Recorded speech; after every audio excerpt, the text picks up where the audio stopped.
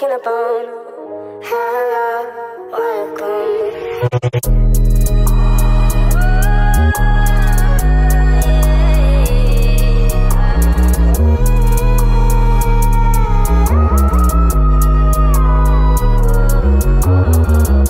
Pictează lent, muzica, me pansament. Oriunde plec am sticlat de cec. Nu mai vreau o secundă să aștept. Înțelegând ce de înțeles. Oamenii-s pe interes. Timpul simt că-l pierd imers. Doar de asta trag pentru ce visez. De atâția ani de zile fără sclipire. Sufletul pictează pe file fără oprire. La foc intens că poate cândva tu o să mă vezi și o să asculti ce simt. Dar până atunci trag din spliff, torn alcool că stâmpit și scriu mult. Nu vreau ceva în schimb, din ce-am oferit n-a rămas nimic. Probabil de asta mă simt obosit, dar obișnuit. Nu regret nimic, până la urmă viața înseamnă tot ce ai trăit expuse pe zid. Sentimentele, defectele, dar și amintirile. Nu doar măștile de pe www. Nici până acum n-am înțeles de ce purtăm acum toți etichete. Haine scumpe pentru impresii. Trăim închiși în propriile teste. Iar viața trece fără să atenționezi. Acum toate au preț, chiar și iubirea e greu de găsit. Mi țin cu privirea, oamenii sunt greu de înțeles. Scump la vedere, dar ieftini în rest.